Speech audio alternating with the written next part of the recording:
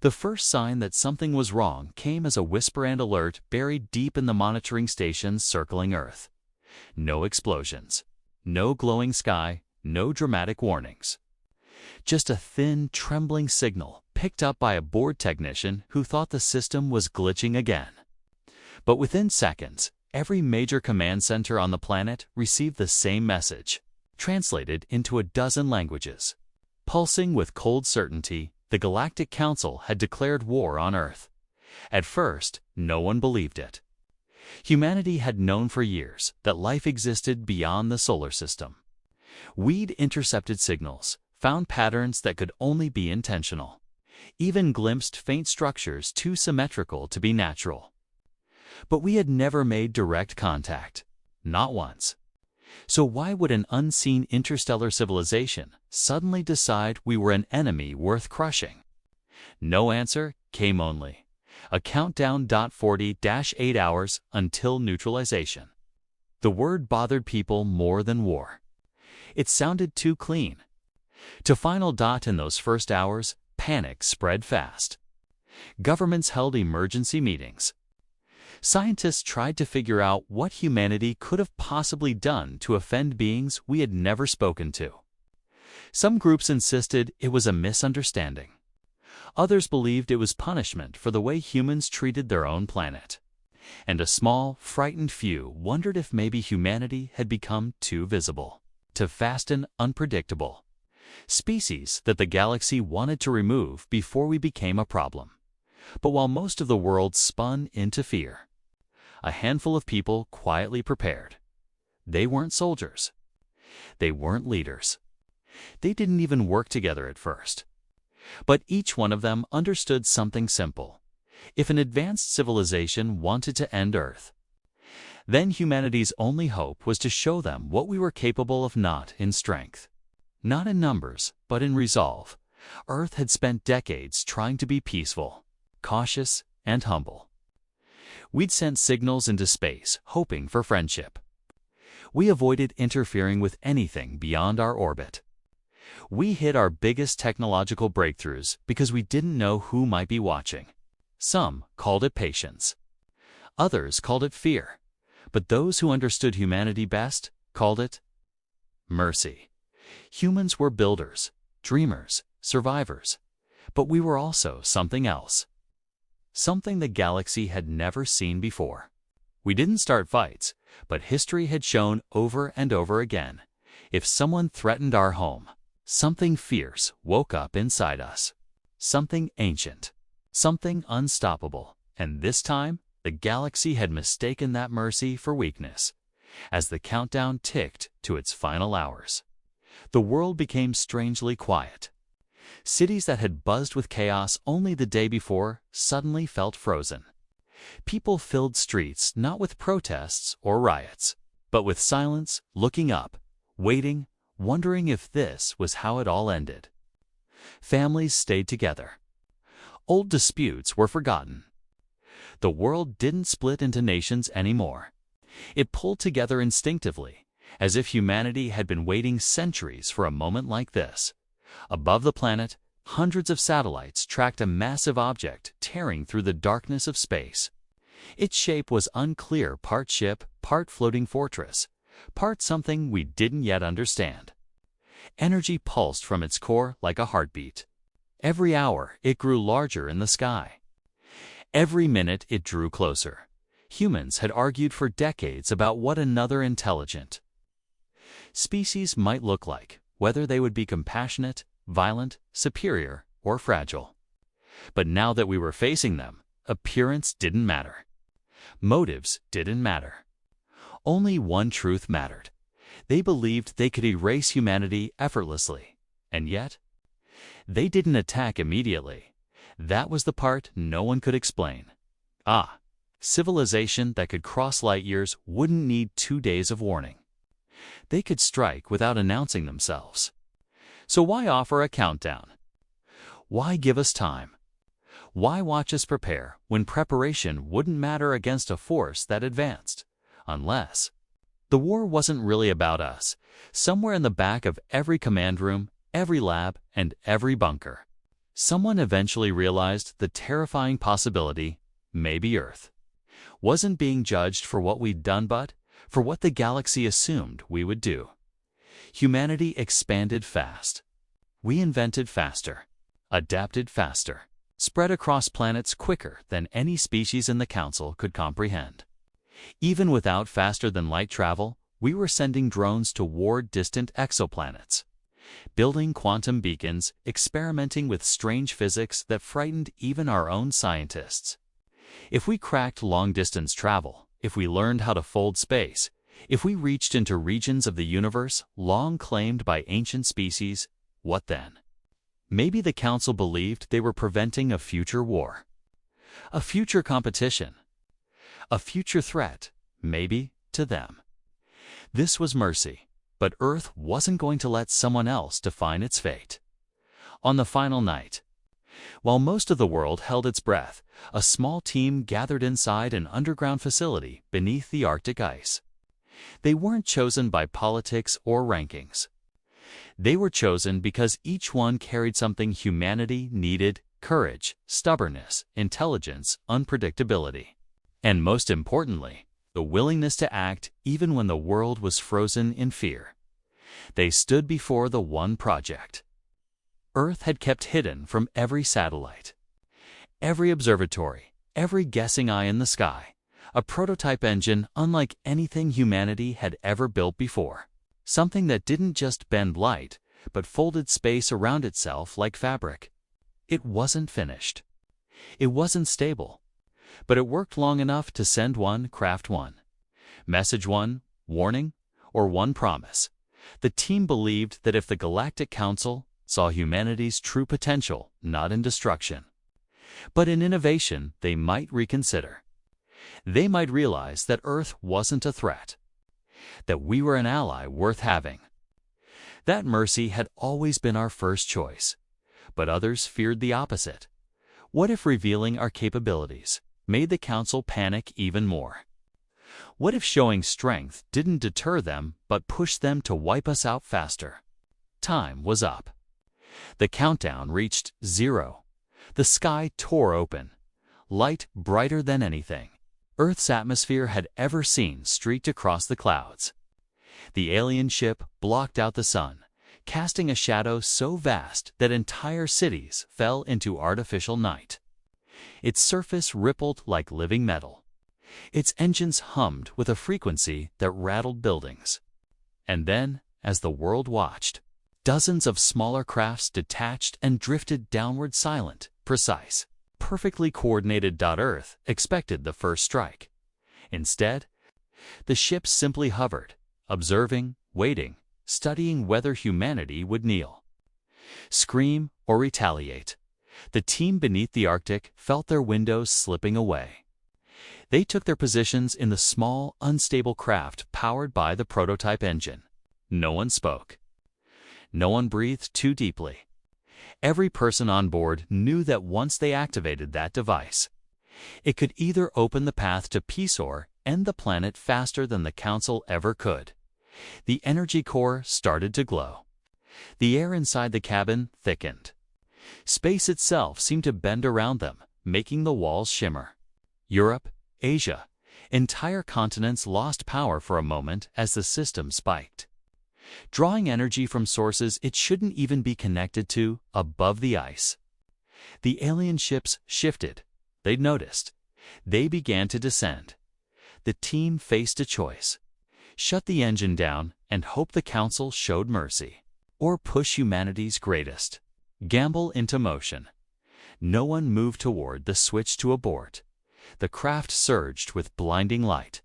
The alien fleet accelerated, downward, and somewhere between Earth and the sky, humanity took its first irreversible step into a war the galaxy thought we could never win, but they were wrong about us, and they were about to learn far too late what humanity's mercy had been protecting them from.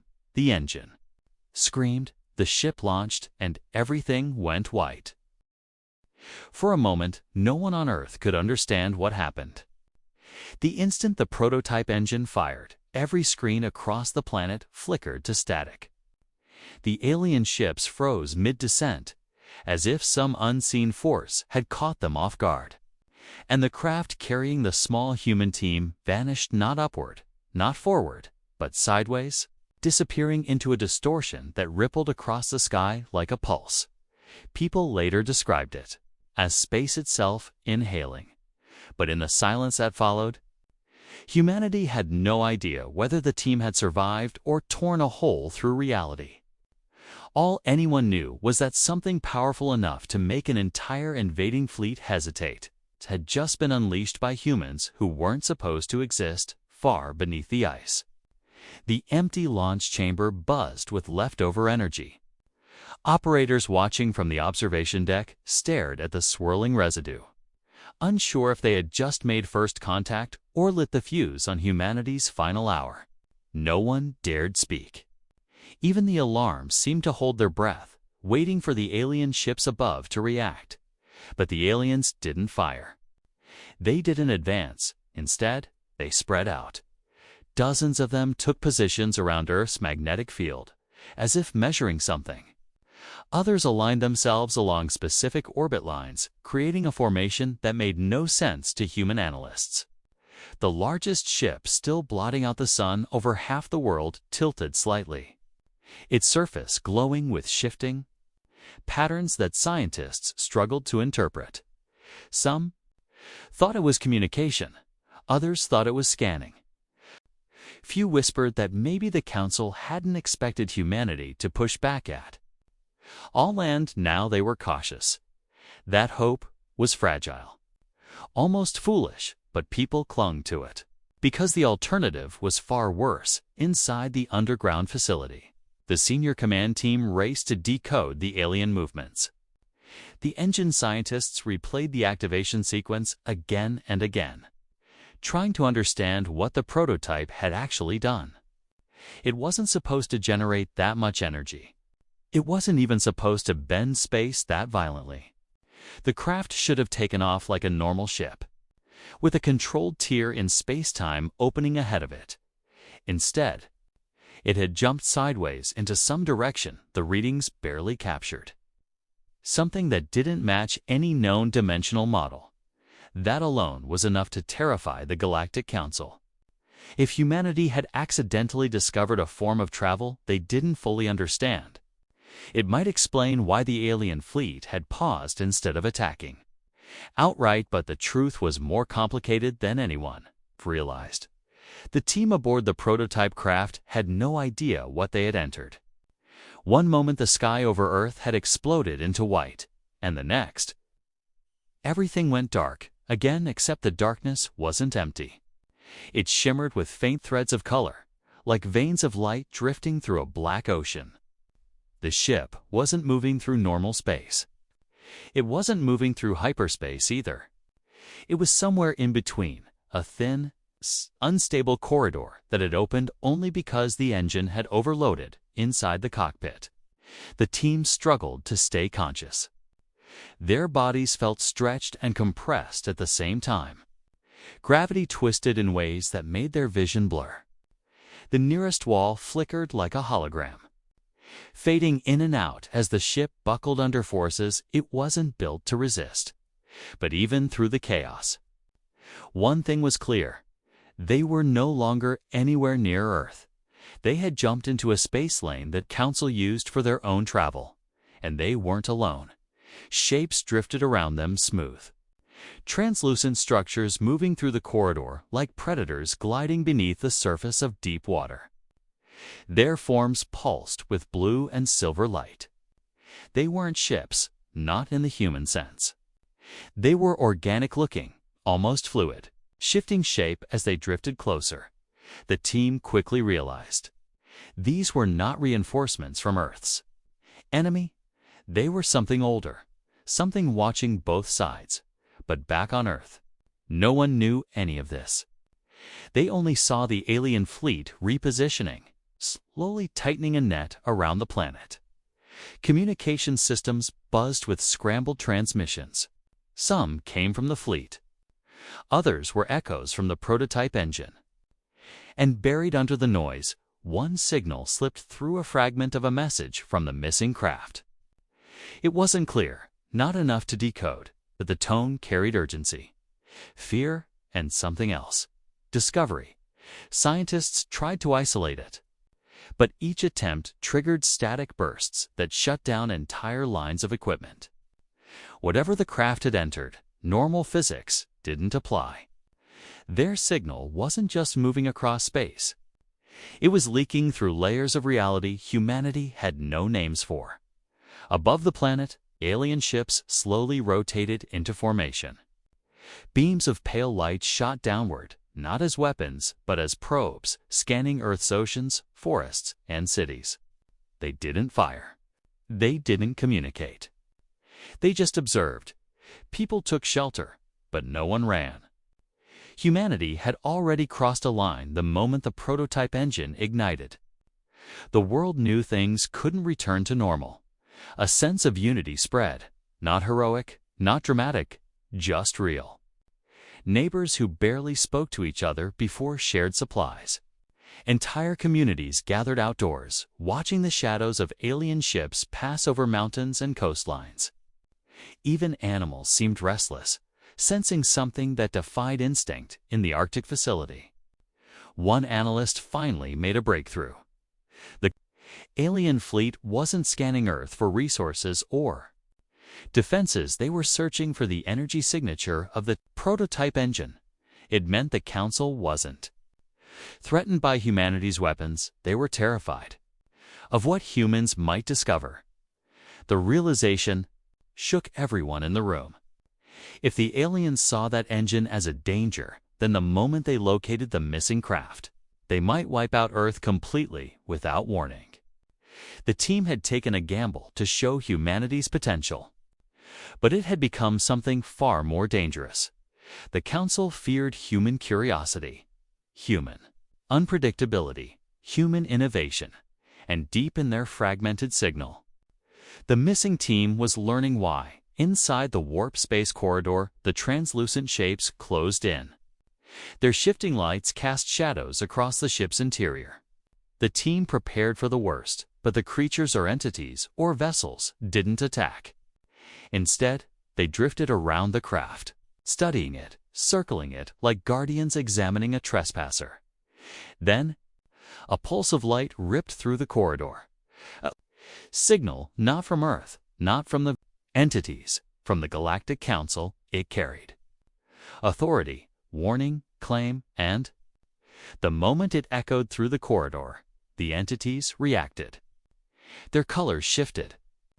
Their movements sharpened. A silent tension filled the glowing space between them. The human team realized something chilling. The Council didn't control this corridor. They only traveled through it. Someone else ruled this space. Someone older, stronger, and aware of the Council's attempt to destroy humanity. While Earth braced for war, something far stranger was unfolding beyond their skies. Humanity wasn't just caught between civilizations, its sea had stepped into a conflict far older and far more complicated than the Council ever wanted Earth to know. Back home, the alien ships tightened their formation.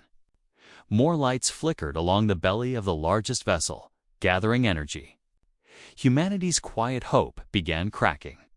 People watched the sky with trembling hands, waiting for impact, waiting for the end, waiting for the moment.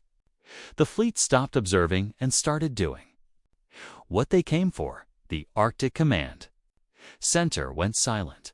The energy readings spiking from the flagship were unmistakable. A weapon was powering up, and, with the missing team's signal growing weaker, there was no assurance they had succeeded. No guarantee the Council would reconsider. No evidence the prototype engine had impressed anyone at all. Earth's final chance, Sid's gamble. Its bold step into the unknown might never even be seen. But just as the alien weapon reached peak charge, just as humanity braced for the blast, a second surge of energy exploded across the planet. Not from the aliens, from The same point in the sky where the human craft had vanished. Something was coming back. The alien fleet faltered. There. Weapons stalled mid-charge, and the sky began to tear open. Again this time, not with white light, but with a deep, shimmering blue that rippled like an ocean rising out of thin air. No one could tell if what was returning was the missing human team, the entities from the corridor, or something far worse. All they knew was that the Council's reaction, visible panic rippling through their massive fleet, when simple, terrifying thing, whatever humanity had awakened. The galaxy had never wanted us to meet it, and it was already too late. The sky over Earth rippled like water struck by a stone, widening into a deep, shifting blue that didn't belong to any natural phenomenon. The air pressure changed at once. Birds scattered. Oceans rolled with slow, uneasy waves that reached every shoreline. Even the alien fleet, with all its precision and cold discipline, pulled back as the shimmering tier expanded. For the first time since the Council had arrived. The invaders looked unsure. People around the world stared upward with the same question forming silently. Was it the missing human team returning, or something else entirely? In the Arctic facility, command staff scrambled to analyze the energy patterns, but the readings made no sense. The signature wasn't from the prototype engine. It wasn't from the alien fleet either. It was neural powerful and layered with frequencies humanity had never recorded before. The closest comparison the sensors produced was deep ocean earthquake activity, the kind that vibrated through the seafloor before a massive eruption. But this wasn't coming from the ground. This was coming from the sky itself. The tier widened again, stretching like a storm cloud made of living light. Above the planet, the alien ships rearranged their positions with sudden urgency. They formed a protective arc around their massive flagship, not aiming down at Earth anymore, but outward toward the expanding rift. Whatever was coming, the Council seemed more afraid of it than they were of humanity. That alone shook the command center more than the threat of war. If something could make a civilization that advanced retreat, then Earth wasn't just in danger, it was caught in the middle of something far beyond a simple invasion. Inside the warped corridor where the missing human craft drifted, the team felt everything shift. The translucent entities surrounding them pulsed faster, reacting to the Council's alarm signal and the emerging rift outside. The corridor trembled like a living thing, compressing and stretching at the same time. The colors around the ship deepened. Light twisted into spirals. The ship's hull groaned under the strain. The captain shouted over the distortion, trying to keep the team steady. But none of them could ignore what was forming ahead, a silhouette, vast and slow. Moving through the folding layers of space toward the tier, the entities backed away from it with a kind of silent respect, or fear. The team realized they were witnessing something the Council had desperately tried to keep hidden. The corridor wasn't just a travel lane. It wasn't just a shortcut through space. It was a habitat for something ancient, something that watched over the pathways between stars, unseen by younger civilizations. Maybe humanity had stumbled into their territory. Maybe the Council wanted to wipe out Earth before we could disturb whatever ruled this space. Or maybe, in some twisted cosmic irony, humanity had accidentally called one of these beings toward them. Back on Earth, panic spread again, despite officials begging people to stay calm. Emergency broadcasts switched from warnings about alien invasion to warnings about atmospheric instability. The tier had created electrical shocks in the upper atmosphere. Radio frequencies bent. GPS systems drifted. Planes were grounded worldwide. The world had been frightened before, but this was different. This was the kind of fear people felt in their bones, fear of the unknown, the cosmic. The impossible. The flagship of the alien fleet suddenly projected a wideband signal across Earth. Not as speech, but as an image. Thousands saw it at once on screens, on window reflections, even on the clouds overhead as holograms shimmered across the sky. The image was a warning symbol, simple and unmistakable, a circular shape split by a jagged line, meaning containment breach. The Council wasn't declaring war anymore. They were trying to stop something, and Earth was standing right under it. Inside the human craft, alarms blared. The ship spun slightly as gravity in the corridor shifted. The silhouette ahead became clearer. It wasn't a creature in the traditional sense. It was more like a moving mass of energy, shaped loosely like a drifting island made of glowing fragments. Pieces of it floated apart and reformed, turning slowly like a giant, rotating storm. The lights running along its surface weren't eyes or limbs. They were patterns, like signals, communicating something too complex for human senses. The entities circling the craft dimmed their lights, almost bowing toward the approaching mass. The human team realized the truth. The Council feared humans reaching this place because they feared these beings noticing humanity at all. If the ancient entities judged young civilizations based on what they discovered or disrupted, then Earth's accidental jump could have been interpreted as trespassing or as an invitation. The craft's sensors overloaded as the mass drifted closer. Space bent around it. Time seemed slower. The team couldn't tell if seconds or minutes were passing. Then the storm-like being projected a pulse of light toward them, gentle, but powerful enough to make every bone in their bodies vibrate. The communication wasn't words. It was emotion, curiosity, recognition, something like acknowledgement, and it terrified them. On Earth, the tier had now expanded enough that it covered an entire stretch of sky from horizon to horizon in some regions. The blue deepened into a darker shade, streaked with faint white strands. Lightning-like flashes crackled inside it, but they didn't produce thunder. They didn't even behave like electricity. They wound through the air like living serpents of light, dissolving before they reached the ground. People filmed everything. News networks stayed live non-stop. Families huddled near windows even when told to move away. Humanity couldn't look away from the sky. Even as fear rose, awe mixed with it. It was the first time the planet had seen something so massive and bizarre that not even the alien fleet felt like the biggest threat in the Arctic facility. Tensions escalated. A scientist slammed her report on the table, arguing that whatever was coming through the tier might not distinguish friend from foe. Another insisted that the beings in the corridor might be protective, not destructive, and that the tier could be a reaction to the corridor's disturbance, not an attack. No one agreed. No one had answers. Meanwhile, the alien fleet slowly repositioned again, this time forming a barrier. It was the first protective stance they had taken since their arrival.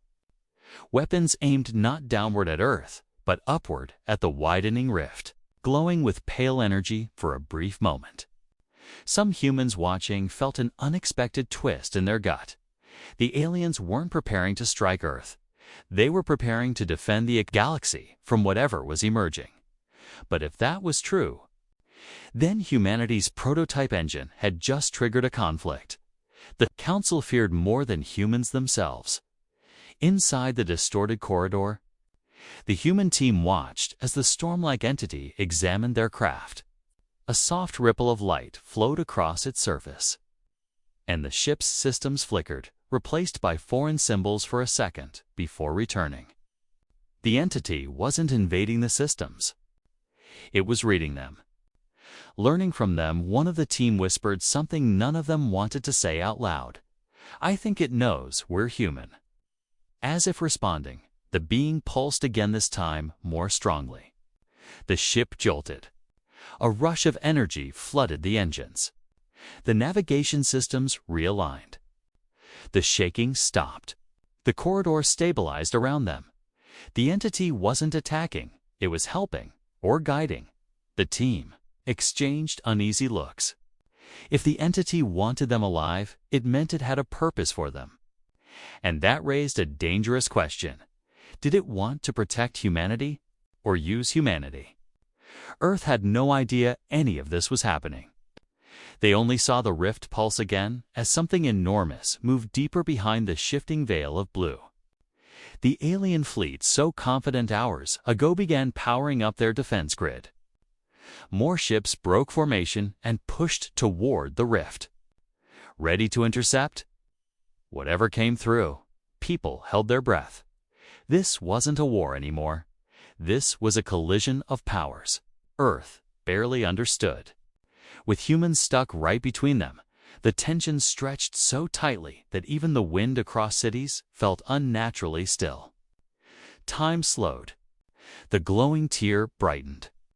The alien fleet's weapons charged to full intensity, and, just as the first part of the massive entity began pushing through the rifts, just as its presence cast a shadow that made the entire sky dark, the human craft reappeared. But not peacefully. It burst out of the tier like a comet. Wrapped in spiraling energy it wasn't built to contain.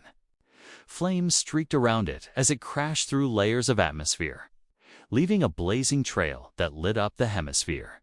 People screamed. Scientists shouted. The alien fleet snapped their attention downward. Torn between chasing the entity or the human ship, the craft hurtled toward Earth at impossible speed, dragging behind it a wave of energy that crackled across the sky like a warning beacon. No one knew if the team was alive. No one knew if the ship was under its own control. No one knew if the ancient entity had sent them back or thrown them away. But everyone understood one thing instantly. The real war hadn't started yet. What was coming next would decide everything. The human craft tore through the atmosphere like a falling star, trailing a halo of energy so bright it temporarily blinded every satellite tracking its descent. Across continents, people stopped everything they were doing to watch, even amidst the alien invasion. Even with the Galactic Council's fleet hovering in terrifying silence above, the world united in disbelief and fear. The sky was on fire, but the fire wasn't of destruction, it was raw energy. Something humanity didn't understand, something humanity had accidentally unleashed. Inside the craft, the team struggled to maintain control. The ship shuddered violently under the strain, systems flashing warnings, alarms screaming in unison. Gravity twisted unpredictably. Instruments that should have broken entirely instead worked, as if the corridor, whatever had guided them, was lending the ship stability. Outside, through the cockpit's warped viewports, the storm-like entity shimmered faintly, a guiding pulse keeping the craft from tearing itself apart. One of the engineers, gripping the console, whispered, "It's alive. Somehow, it's alive. And it's helping us." No one spoke after that. The words were both hope and terror. To be alive in the middle of a cosmic force no one understood was exhilarating, but also horrifying. Every second the craft moved through the atmosphere was a second closer to obliteration, a second closer to making contact with a planet and a fleet that might not understand mercy. On Earth, the alien fleet reacted violently. Ships that had been hovering in formation began deploying defensive patterns around the tier. Beams of energy lanced into the sky, colliding with the energy trail left by the human craft. The collision didn't produce explosions the way humans expected. Instead, the energy from the craft distorted the beams, bending them, reflecting them, twisting them into chaotic arcs of light that streaked across cities like molten lightning. Windows shattered. Communications lines sparked. But no ships were destroyed, at least, not immediately. The fleet itself seemed bewildered, unsure how to respond to an unarmed vessel that carried the force of something they could barely comprehend. Meanwhile, people on the ground felt the effects. Electromagnetic pulses rolled through power grids. Trains stopped. Planes lost navigation. Streetlights blinked out. Yet despite the chaos, humanity's collective gaze never left the sky. Children pressed their faces to glass, adults held each other tightly, and even the most terrified, hiding in bunkers, couldn't ignore the spectacle overhead. Inside the Arctic Command Center, experts argued over what was happening. One scientist, eyes wide and unblinking, pointed to the screen tracking the human craft. "It's not moving on its own," she said. "It's being guided, or responding to something external." Another shook his head. "No, it's responding to everything. Earth, the tier, the Council's fleet. Something else, something we don't understand is directing it." Outside, the alien fleet's flagship thrummed with power. Its enormous surface shimmered as it recalibrated its weapons, trying to aim at a moving target that defied all known physics. Smaller crafts darted forward, but every strike was warped, deflected, or absorbed into the trail left by the human ship. Analysts muttered that the aliens were losing patience, or worse, losing control. And that loss of control was terrifying because the Council had always been calculated, precise, unstoppable in its conquests. The world waited, heartbeats echoing in unison across oceans. Cities braced. Military commanders debated sending fighter crafts upward, only to realize that humanity's small ships were useless against forces bending the laws of reality. All that could be done was watch, pray, and hope that the humans inside the craft survived. Inside the cockpit, the team felt something even stranger. The ship's systems had stabilized under the pulse of the storm-like entity guiding them. But the entity's pulses were growing faster, stronger, almost like a heartbeat synchronized with the ship. The lead pilot realized that the entity wasn't merely guiding them, was communicating. Not in words, not in signals, but in intent. Its energy surged in rhythms that resonated through the hull, vibrating in the bones and nerves of the crew. "It wants us to reach Earth," said the navigator, voice trembling. "But why?" "No," the captain said, voice low, eyes locked on the sky. "It's not that it wants. It's that it needs something from Earth, something only we can provide." Even as the team processed this, the alien fleet's reactions grew more erratic. Ships split formation and converged on the path of the human craft, firing continuously. Entire sections of the fleet bristled with energy, lances of plasma colliding with the energy wake from the craft. Instead of being destroyed, the alien weapons were shredded, twisted, and redirected by forces no human instrument could measure. The spectacle was awe-inspiring and horrifying. People on the ground started screaming. The energy from the craft touched the upper atmosphere, igniting auroras across the poles and beyond. Cities thousands of miles apart witnessed lights dancing across the horizon like impossible storms of fire and electricity.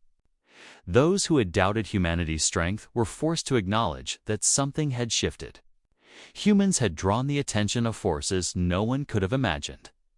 And Earth itself had become the center of a struggle that spanned galaxies in the Arctic facility. The senior command team realized a chilling truth. The human craft had become more than a ship. It was a signal, a provocation, and a beacon all at once.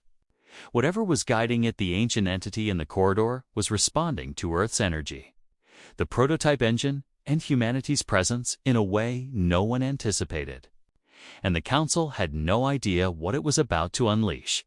For a brief moment, a calm fell over the planet. People forgot fear as the human craft descended through the clouds, trailing energy like molten metal in reverse. And then the sky split again, lightning-like streaks from the tier collided with alien energy beams. The atmosphere shuddered violently. Storms erupted simultaneously across continents. Buildings trembled. Volcanoes in remote regions even began showing signs of activity. The planet itself reacted almost as if it knew what was coming and wanted to brace itself. Inside the craft, the team felt the corridor's energy surge one final time.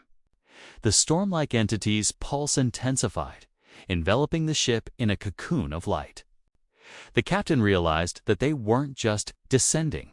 They were carrying something back to Earth, whatever they had unleashed in the corridor. Whatever they had encountered beyond the tier, it was now with them, manifesting in energy they could feel coursing through the hull.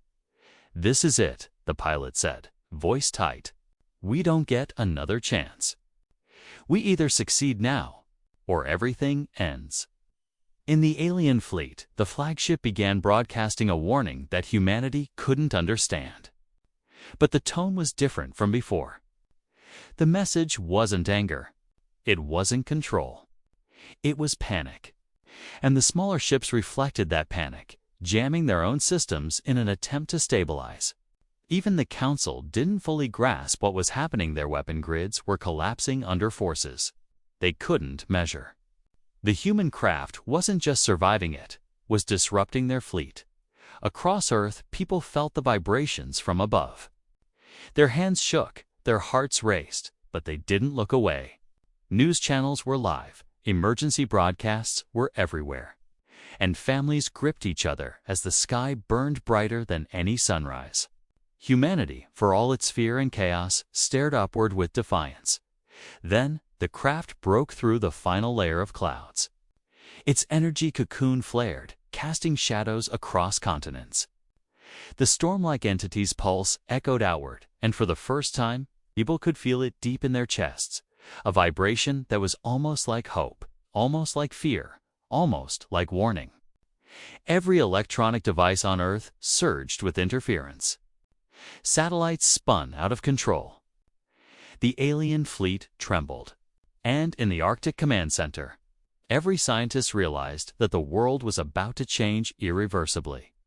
The human craft hovered above the surface, energy spilling outward, the storm-like entity now visible as a faint shimmer above and around it. The alien fleet aimed everything they had, weapons glowing, energy crackling, but nothing moved the craft. It didn't dodge. It didn't respond. It simply hovered, waiting, pulsing, as if the next moment would determine the fate of all life on Earth. On the ground, people screamed and cheered at the same time, not understanding why they felt both awe and terror. The planet itself seemed to hum, reacting to the energy in the sky as if Earth were aware of the climax about to unfold. The Council's fleet hesitated again, unsure whether to strike or retreat. The storm-like entity's pulse intensified further, wrapping the human craft in a radiant cocoon of light that distorted everything around it. The team inside the cockpit braced. Every muscle, every nerve, every thought screamed that this moment would define everything. The entity's pulses had synchronized with the prototype engine's energy output. They were no longer controlling the craft. They were becoming part of something larger, something alive. Something that neither humans nor aliens could fully comprehend. Then the energy surged outward, brighter than the sun, stretching across the sky in arcs that threatened to tear through the clouds themselves. The alien fleet's weapon grids overloaded. Cities shook. Oceans churned. The sky above Earth flared with blinding light. A brilliant cascade of colors stretching across continents, oceans, and clouds. The storm-like entity that had guided the human craft pulsed in rhythm with the prototype engine, radiating waves of energy that seemed to hum through the planet itself. People below could feel it not just in their ears, not just in their eyes, but deep in their chests, as if the planet's heartbeat had synchronized with this new force. The alien fleet hesitated, uncertainty written across every massive hull. Their calculated precision undone by something neither their technology nor their centuries of strategy could comprehend. Inside the human craft, the team felt the energy surge through every system. Instruments lit up, readings scrambled, and the hull vibrated with a force that was at once terrifying and awe-inspiring. The storm-like entity, visible now as shimmering filaments of light wrapping around the ship, pulsed in patterns that almost felt alive, as if it were breathing. For the first time, the team realized what they were part of, not just passengers, but conduits for a force that had existed long before any civilization. This is what they were afraid of, whispered the navigator, voice barely audible over the hum. Not humans, not weapons, but us connecting with it? The captain nodded grimly, understanding dawning. The Galactic Council hadn't declared war because they hated humanity. They had declared war because they had feared what humanity might reach if left unchecked. Our curiosity, our ingenuity, our willingness to risk the impossible. All of it had been seen as a threat till now. On Earth, the alien ships shifted again, forming a defensive perimeter, trying to respond. Weapons fired, but the energy waves from the human craft bent and redirected them effortlessly. Cities trembled, but the structures stood. Oceans heaved, but continents endured. People watched, riveted, realizing for the first time that humanity was not helpless. We had not fought with armies or missiles, but with something older: courage, ingenuity, and the relentless desire to survive. Then, the entity pulsed outward in a final, massive surge. The energy wave enveloped the fleet, the clouds, and the prototype engine in one sweeping motion. For a heartbeat, everything stopped. Silence fell, heavy and complete. Every eye on the planet, every sensor in orbit, every communication channel paused in suspended anticipation. When the light faded, the alien fleet had retreated. Not destroyed, not annihilated, but gone withdrawn into the void, leaving Earth untouched. The massive flagship hovered in orbit, but its weapons were down, its formations disbanded. The Council's presence was no longer a threat. Earth was safe. For now, the human craft descended slowly, guided by the storm-like entity. As it neared the surface, the shimmering energy cocoon dissolved, leaving the ship intact, but visibly scorched and battered. The team held their breath, every muscle tense, until the landing gear touched the frozen ground of the Arctic facility. The hull settled, systems quieting, the pulsing entity finally withdrawing into the sky like a tide retreating. When the team stepped out, they were met with stunned silence. Scientists, soldiers, and observers from around the world who had gathered in emergency shelters, command centers, and live broadcast hubs stared at them as if seeing ghosts. The energy signature that had terrified the Council, that had stabilized the human craft, had vanished, but the mark it left on the world remained. Everyone knew that humanity had just walked alongside something ancient, something cosmic, and lived. The captain looked up at the sky, now fading from violent blue to calm night. The auroras still shimmering faintly in echoes of the energy surge. "We weren't the strongest," the captain said quietly, "but we were ready." That was enough. Scientists immediately began analyzing the remaining energy signatures. The prototype engine had survived, but the readings suggested it had not merely bent space. It had acted as a beacon, a bridge between humanity and a force older than any Council record. Every expert realized the implications.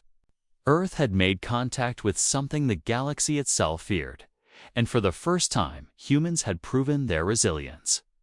Humanity's ingenuity, once dismissed as primitive by the Council, had altered the outcome of a confrontation no one had thought we could survive. Meanwhile, the Council itself would be forced to rethink its strategy. Their fleet had witnessed firsthand that humans could trigger forces beyond prediction.